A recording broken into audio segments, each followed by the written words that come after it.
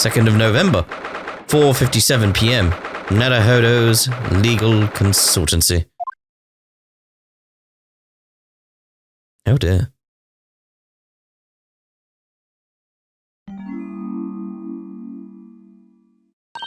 Oh, Mr. Naruhodo, are you alright? Miss Suzuto, how long have I been out? Ah, conscious again at last. A blessed relief, my dear fellow. After all, to drop dead after a moderate licking by a small terrier, most unseemly. Okay. What is or isn't seemly is irrelevant here, Mr. Shlomes.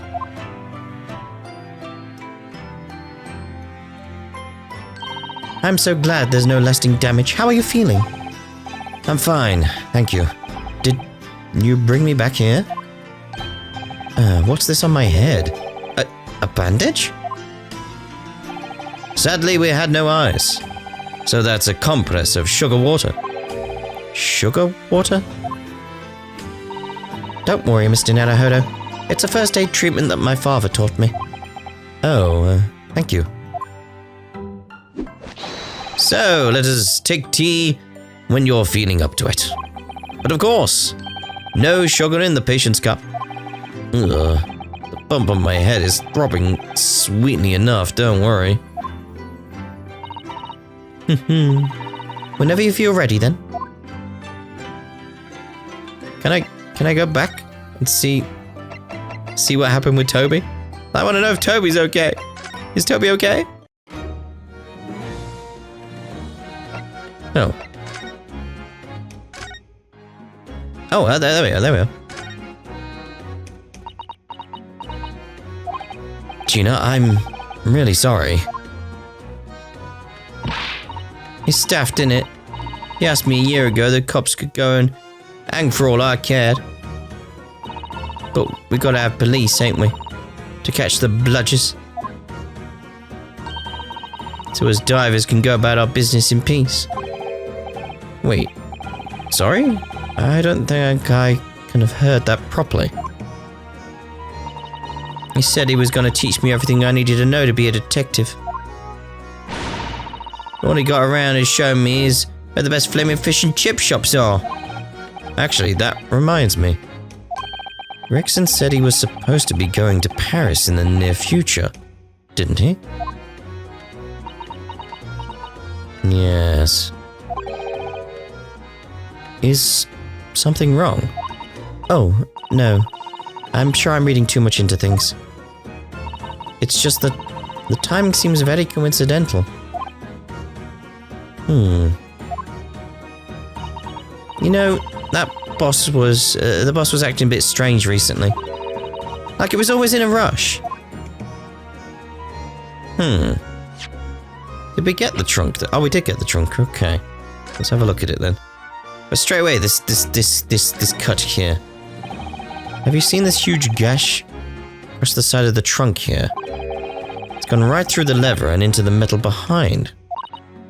Gosh, for a metal chest like this to have been so badly damaged. Whatever made the gash must have struck the side of the trunk with considerable force. Wonder how it happened. Oh, hello.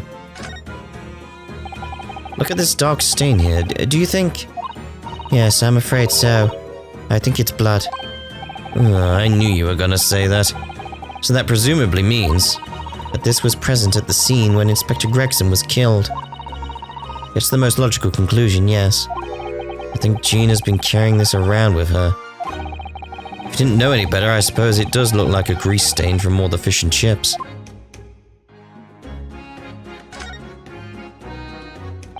Let's have a look inside. What we got? Look, there's something inside. Oh, let's see.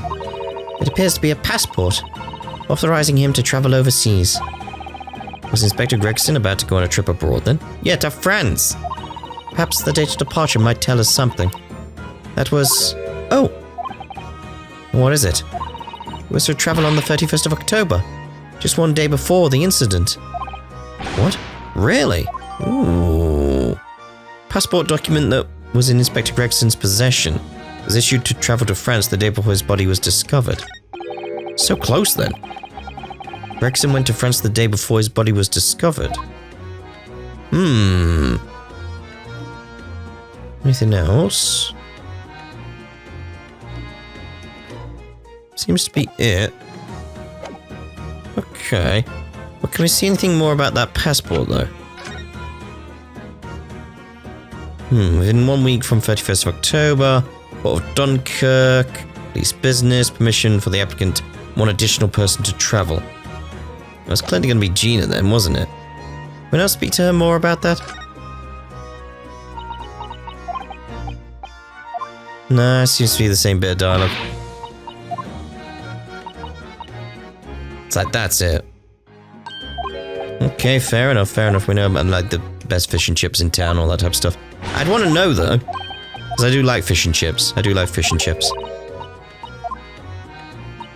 Like, come on. Come on. There we go, hold down circle, that would have done it. Right, so I want to travel back to where we were. Let's just, I want to see what happened to Toby, though. We still don't know what happened to Toby. Because I'm sure maybe we've got some converse here. What to do? Are you alright, Mr. Naruhodo? It's rather unusual to find ourselves here in the middle of our investigations. It's just occurred to me that I might have forgotten something when we left this morning.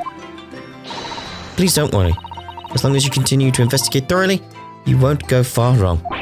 Oh, yes, of course. Must get back to work as soon as possible. Alright then. Let's speak to Shlom, seeing as he's here. Thank you for your concern, Mr. Shlomes. My dear fellow, think nothing of it. I must say I was quite startled when I heard that you'd been attacked by a dog. That's what I was thinking. Like, he'll be like, hold on a minute, that's familiar. For a moment I feared that infamous murderer of so many had come back from the dead. You mean the professor? Fortunately, I see your prize throat is unscathed. That stiff, turned-up collar of yours obviously afforded some welcome protection. Was I that close to death? What I really remember is the dog licking my face over and over and over and over and over again. Well, if you wish to avoid such troubles in future, a little mustard spread on the cheek should do the trick. I should think that would balance the sweetness of your bandage rather splendidly. That was it? Okay. So where do you want me to move to, then? Have some tea and relax for a while. Well, that seems connected to what's just happened. Just the way she's like, I'm so relieved that you're alright. And Shlomes did say about having tea, so maybe that's what we're after. 2nd of November. Shlomes' Sweet.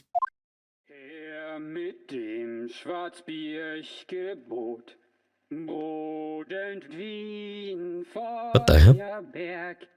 Den Schlund es mir verbrannt, ach Hopfen deine Wut. What on earth is going on in here? Am I having a bad dream? Like, Mikataba's here, he's got the mask on, he's got a little doily? I think that's the word I go with, doily over him. There's some smashed stuff down at the bottom there. Iris is not looking good. What is going on? And the music, obviously. Ah, no, it's an old German folk song. Rather a fine rendition, I think. That's the least of my concerns. Iris? What happened? Iris, what's the matter?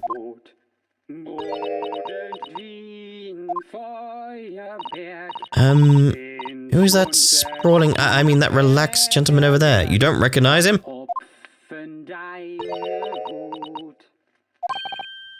Iris, is she even listening? Excuse me, sir. Oh, wait, the trunk's open, isn't it? Excuse me, sir. I do apologize for troubling you whilst you're singing so merrily, but would you be kind enough to explain the situation? Well, that worked. Yeah, the trunk's open. Does she know about her father now? Now what's going on? Crooning gentleman and a mute young girl, a rather tantalizing juxtaposition. And one that appears to have incited the gods of deduction within me to find their voices too. Ah, Mr. Slomes, do you mean? That woke her up. The strains of reasoning within me are playing now as a delightful duet. One melody sings of a reunion full of nostalgia, whilst the other is a more morose theme about the great secret you're trying so desperately to conceal, Iris. She's turned as white as a sheet.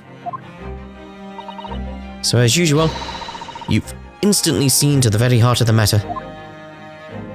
And by the time my own brief performance is over, I feel sure this gentleman's song will reach its finale. So then, to music land where all is sweetness and delicacy and harmony. Pray to enjoy Herlock Shlom's latest logic and reasoning spectacular. Here we go. The game is afoot. Man's identity. Firstly, we consider the gentleman's nationality. Clearly, he's a German with no grasp of the English language. He's Japanese. As evidenced by the Germanic song he sings and his apparent inability to understand when asked to desist. He's knocked out. Oh dear. So why is the man here at all and in such apparently high spirits? And the answer, of course, Iris, is clearly known to you. Indeed, we need only follow the gaze of those bright young eyes to unravel that particular part of this mystery. She's looking directly at us. The reason for the man's mildly irritating warbling is revealed by the herbal tea. You obviously offered our German guest a cup of your latest herbal blend. The tea's delectable flavor has made the man's spirit soar and resulted in this joyful ditty tumbling incessantly from his lips. I eagerly await sampling the flavor myself, that I may join the fellow in his state of elation. Now to the next question. Who exactly is this gentleman availing himself so thoroughly of the settee?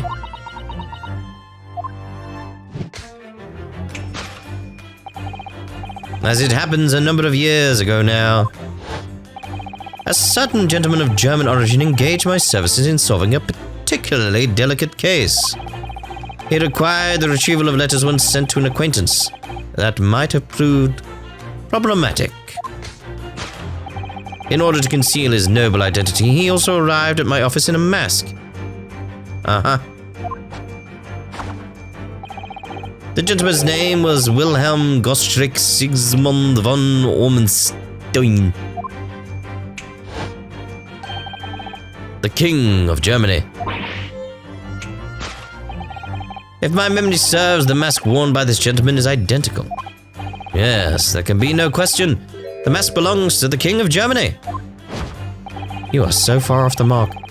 It would appear that His Majesty remembers the fine service I afforded him, and he has decided to show his face again, mask and all, in order to express his gratitude. A well-mannered monarch indeed. Wouldn't you agree, my dear fellow? No. So, the identity of this masked visitor is in fact my former client, the King of Germany. Indeed, his son is currently in London as well, enjoying the wonders of the great exhibition. Oh dear. No. Just no on so many levels. No, no, no, no, no. Go silence. Which leaves us as one remaining imponderable? Yes, you, young Iris. Imponderable? But your apparent inexplicable silence is unable to hide the truth. Yes, the reason for your muteness is concealed inside that knapsack. Yeah, not inside her mouth. No. Not at all. A £5 note, I believe. I must say, as your compatriot, I'm deeply saddened. It would appear that you're allowed yourself to be bribed into silence by His Royal Highness, earning yourself some spending money in exchange for keeping quiet about the king's secret. And now the final piece of the puzzle. She's either got something in her mouth or she's just pouting. It's hard to tell, but it just seemed like she's just holding her mouth shut. What is the secret you strive to hide with your silence, Iris? Ah, yes. We need only follow that brief involuntary twitch of your eyes to find the answer. Oh dear. You were attempting to abscond with that grey cup. My favorite grey cup, in fact. Or should I say, the handle of my favorite grey cup. It appears that His High-Spirited Highness broke it in the midst of his high jinks. Which leads us to the sad truth. My favorite coffee cup has been broken by the King of Germany, and Iris, you try to conceal it from me. I shall have a bill sent via governmental channels to the German royal family for its replacement. Yeah, that's it, isn't it? Yeah. To hide the coffee cup. Yeah. That's what's going on. I really question you, Shlomes. Thus concludes Sherlock Sholmes' great deduction of this painful puzzle. Right, so anyway.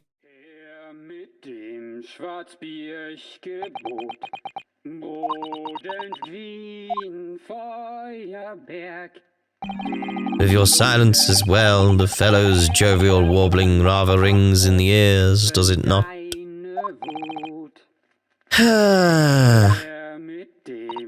Mr. Shlomes, I must say something does rather trouble me.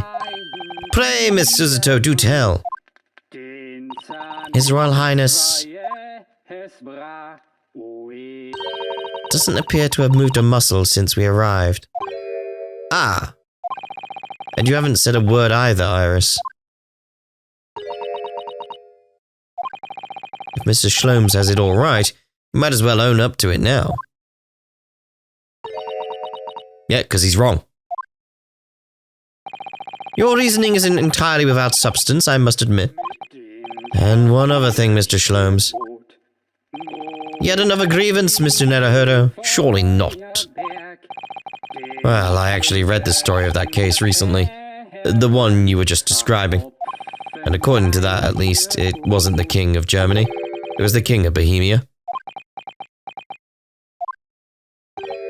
Goodness, was it? Yes. That's quite true. Master Gotz, the prince, testified that in court. In his words, I have come to see the great exhibition all the way from my home in Bohemia. Yeah, well done, Shlomes. I would ask you to keep that minor error to yourselves. It could easily become quite a scandal. Oh, God. I believe... scandal in Bavaria. I believe, Mr. Naruhodo, that it's our turn now to make some corrections to a number of minor errors that may have slipped in. Yes, even Mr. Shlomes is willing to admit he might be slightly wide of the mark this time. Though it's clear that Iris is definitely hiding something. We need to find out the truth behind this mysterious scene. One truth is incontrovertible. My favorite coffee cup is no more. So, shall we embark again? On a joint presentation of Sherlock Sholmes' Logic and Reasoning Spectacular. I think we all know what's in the big trunk now, though, don't we? The chest. Based on what was missing previously. Firstly, we consider the gentleman's nationality. Clearly, he's a German with no grasp of the English language. As evidenced by the Germanic song he sings and his apparent inability to understand when asked to desist. Oh dear. So why is the man here at all and in such apparent high spirits? The answer, of course, Cyrus, is clearly known to you. Indeed. We need only follow the gaze of those bright young eyes to unravel that particular part of this mystery.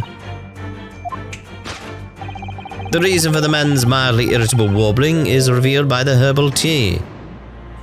No, it's clearly like the, thingy behind him. So, what, it's some mix of herbs that gives you the urge to sing? Goodness, I should like to try some. And I'd like to hear you singing, but this man... Just how long does he intend to keep up with that tune, do you suppose?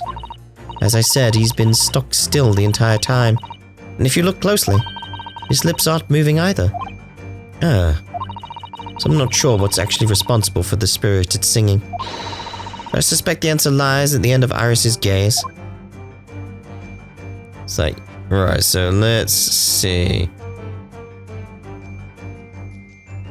Just wondering, like, I couldn't swing round, it was very much throwing me off. But it's clearly like the gramophone. It's the gramophone. Take that! It doesn't even sound like it's not recorded. The reason for the man's mildly irritating warbling is revealed by the gramophone. Indeed! For no well-bred gentleman would break into an obscure folk song when making a social call. In other words, this gentleman isn't singing at all. In fact, it would appear that the fellow is unconscious.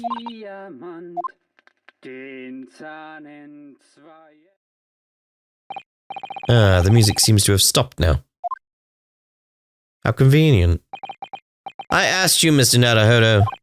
Yes? Why would I have purchased a recording of that gibberish? How should I know? Well, never mind. On with the deduction.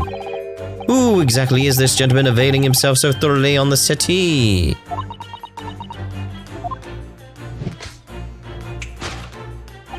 As it happens, a number of years ago now, a certain gentleman of German origin engaged my services in solving a particularly delicate case. It required the retrieval of letters once sent to an acquaintance that might have proved problematic. In order to conceal his noble identity, he also arrived at my office in a mask. The gentleman's name was Wilhelm Gottschalk Sigismund von Ormenstein. Stein. The King of Germany. No. If my memory serves, the mask worn by this gentleman is identical. Yes, there can be no question that mask belongs to the King of Germany. Although we've already established that it was actually the King of Bohemia, it seems Mr. Schloem intends to persist with his German theory for some reason. Come to think of it, the young prince was wearing a mask as well, wasn't he? Master Gotz, the boy who had you in tears. Don't remind me. Or anyone else. Do you suppose all members of the aristocracy of mainland Europe wear masks? I'm sure they do. Well, probably anyway. The point is, that mask doesn't belong to any king. No, that's right. As we well know. As we can identify the true owner of this mask. Yeah, it is... Where is he? There. That is his mask. Take that!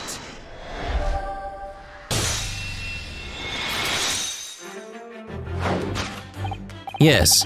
Can be no question that mask belongs to Kazuma Asogi. In other words, my memory is sublimely unreliable. Only you could try to make that sound positive. Kazuma's mask has been languishing on this metal chest for several days. Though that doesn't explain why the gentleman is wearing it now. But it is now a simple matter to determine our guest's true identity. After all, the gentleman is unconscious. We need only excuse ourselves in advance, gently lift the mask and peer beneath it. Oh, it's clearly Mikataba. There you go. I don't believe it. Father.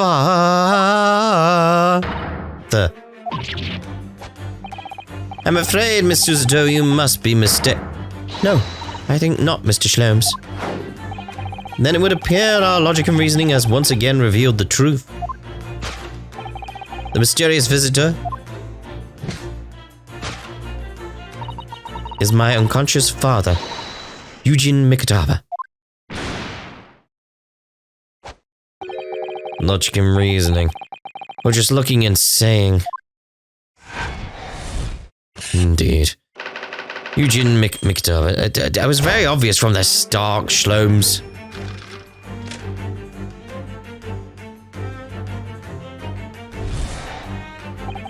Which leaves us with one remaining imponderable. Imponderable? Yeah. Yes, you, young Iris.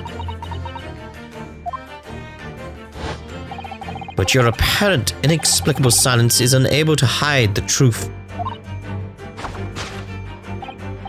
Yes, the reason for your muteness is concealed inside the knapsack. No. So that's a £5 note poking out of Iris's knapsack, is it? Oh dear, I can't be sure. Most money that we encounter is in coin form. I know. I'm not even sure if we've seen any banknotes here in Britain at all, have we?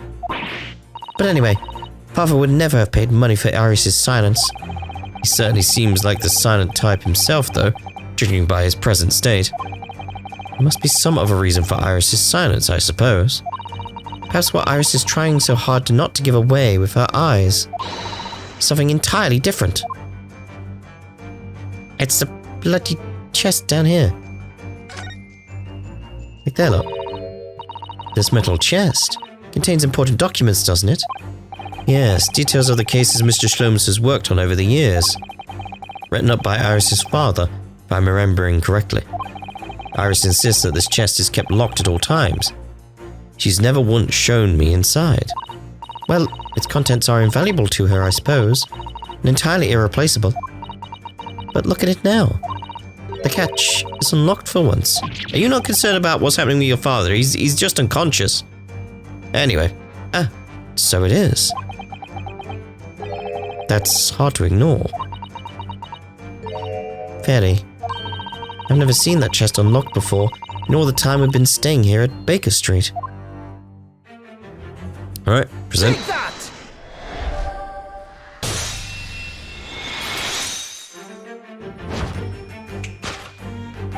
Yes, the reason for your muteness is concealed inside that metal chest.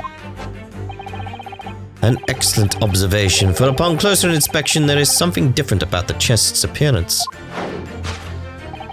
It's kept locked at all times, yet now the catch is open. Evidently, this has something to do with your refusal to speak, Iris. But it's a simple enough matter to incite you to speak, I'm sure. I merely need open this chest. Do it. Do it. Here we go.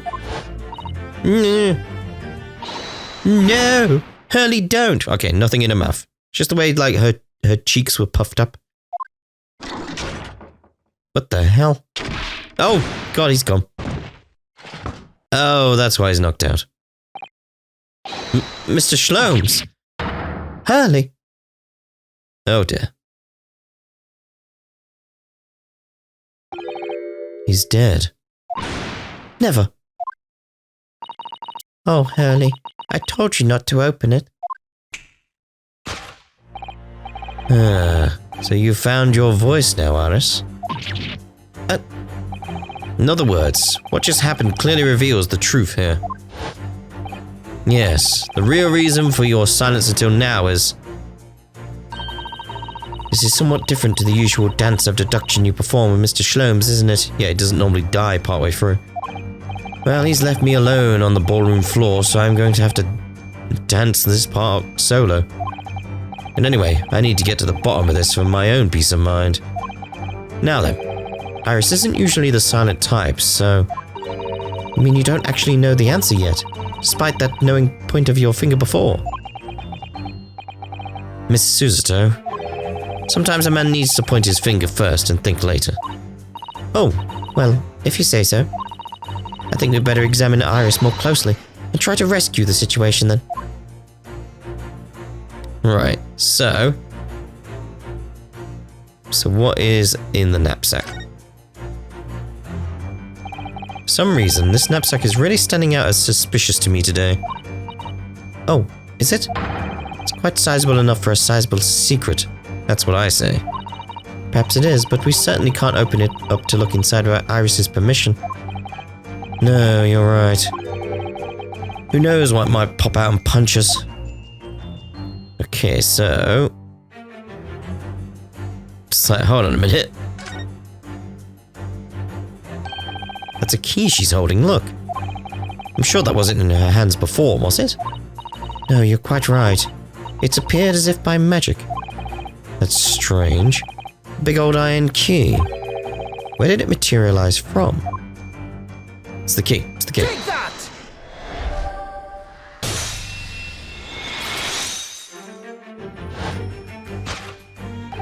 Yes, the real reason for your silence until now is that key behind your back.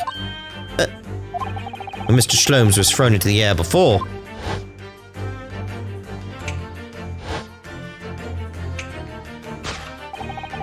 Just before you called out to try to stop him, you slipped something out of your mouth. Oh, it was in a mouth. Okay, right. That something is the key now in your hands. No doubt the key to the chest. You're so clever, Bruno. So now it becomes clear. Thanks to Mr. Shlomes' graphic demonstration, we can well imagine what happened here. But... Professor Mikataba also opened the metal chest, only to be punched into the air and die. And then sprawled on the settee. But wait, that doesn't explain all the facts. What about the stylish scarf? And the cup of tea? And above all, why would he be wearing Kazuma-sama's mask? Well, for those curious details, I can think of only one explanation. Clearly, an unbelievable miracle took place in this room. Isn't that right, Iris? Consider how the room was arranged before this whole painful experience took place. When Professor Mikataba opened the chest, completely unaware of what awaited him inside, the mask was flung into the air just as he was, only to land neatly on his face when it fell back down. I mean, it's possible. And the teacup's journey through the air ended when it caught on the unconscious professor's finger. You mean to say that the stylish scarf is actually just a tablecloth? This is the great detective's office, after all, a place of miraculous deductions.